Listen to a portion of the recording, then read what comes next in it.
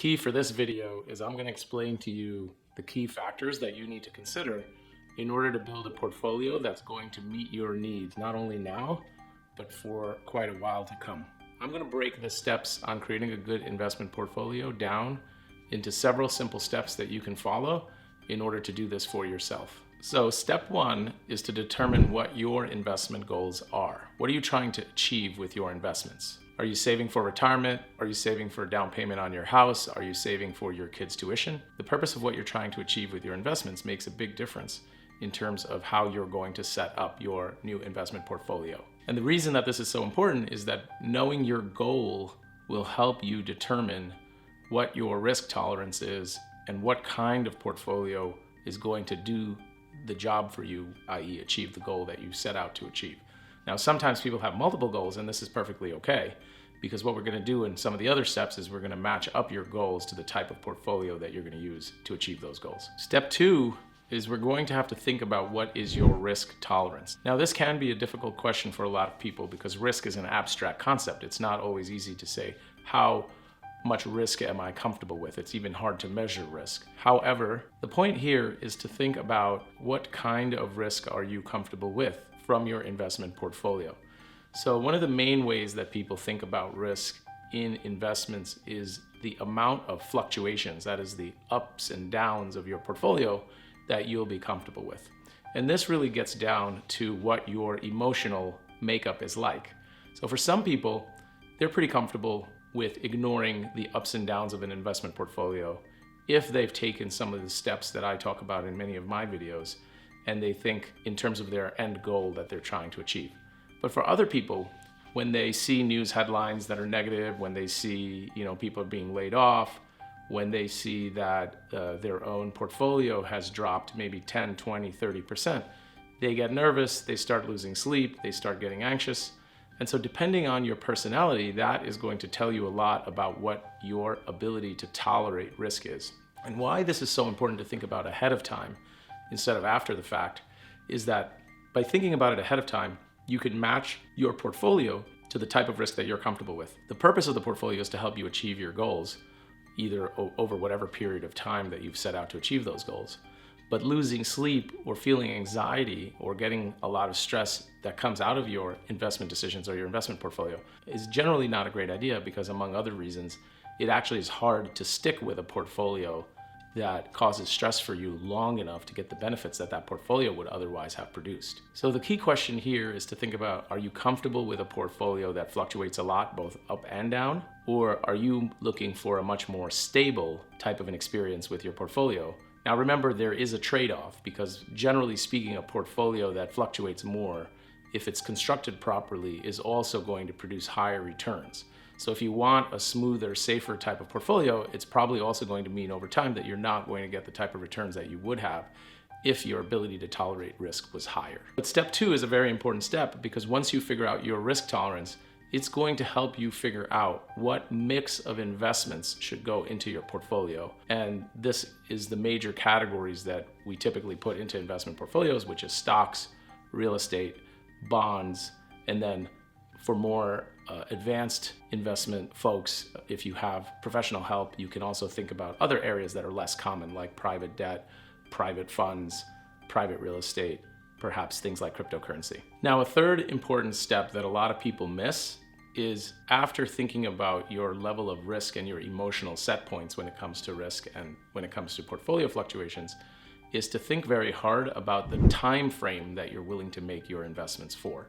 And when it comes to the time frame that you want to invest, I would divide it into three buckets. So short term, which is anything from a few days to 3 years. Medium term, which I consider to be anything from about 3 years up to about 5 years. And then long term, which I consider to be anything from about 5 years to 10 years or more. For the most part, I always encourage people to make investments for the medium to long term. Yes, it's possible to make short-term investments, but the problem with having a very short-term time horizon is that you really don't have much time to let investment compounding work its magic for you. So for the most part, when it comes to time horizon, what I want you to do is take each of your goals that you have for your investment portfolio, and next to that goal, put down the amount of money that you will need to reach that goal, And I have other videos that cover some of these topics, so don't worry if all of that isn't completely intuitive for you right now.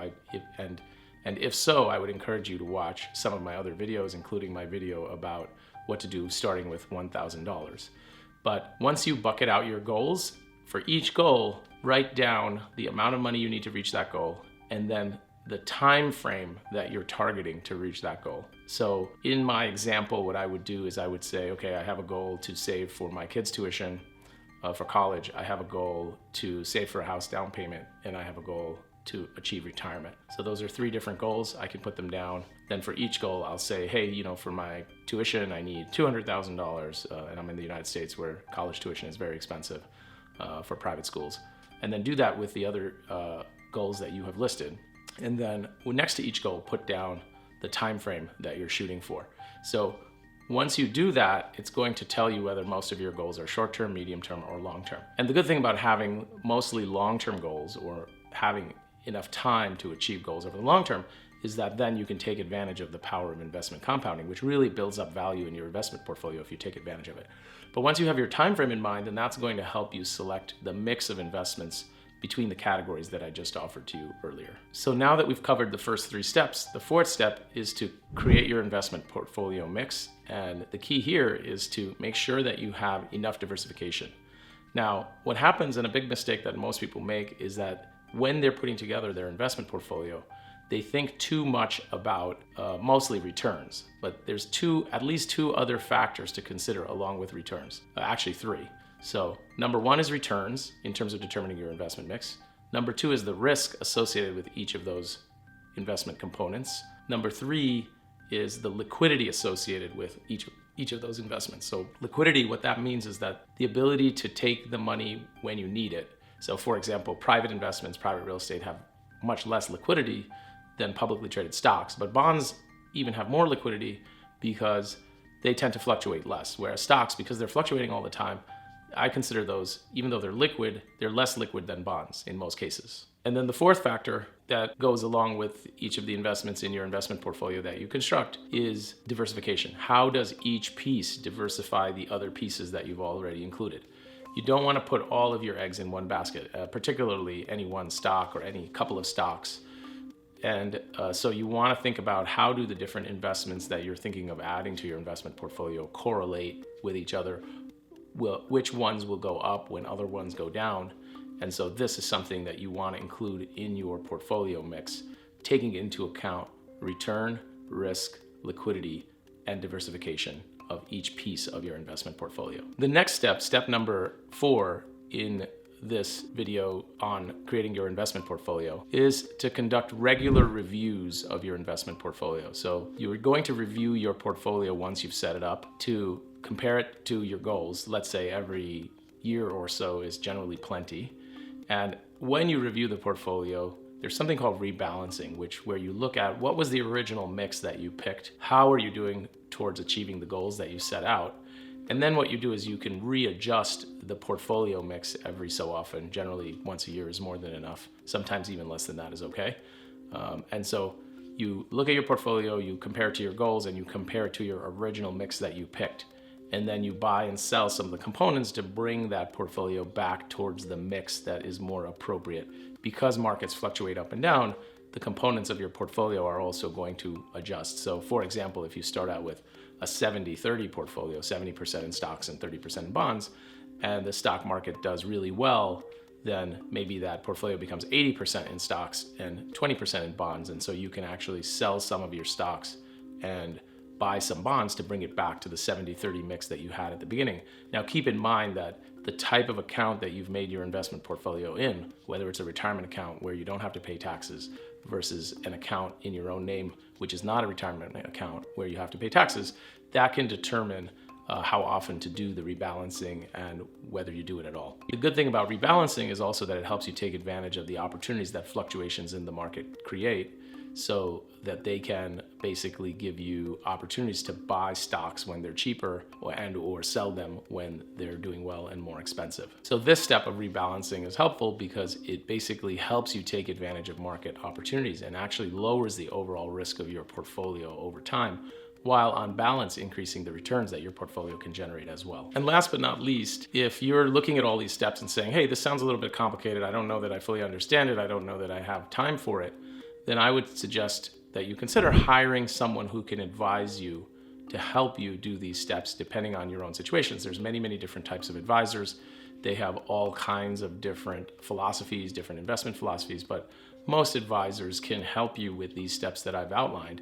And the great thing about having an experienced advisor is that they can do it for you. They can really hold your hand, sit you down, coach you through every step of the process. And at the end of the day, a great advisor is going to take a lot of stress off of your plate and really do this for you, hold your hand, coach you through all of the steps. And for most people, that's going to mean a better result over time. They're going to know the questions to ask you to get the thoughts that you have or your feelings or your emotions about different things and your goals out.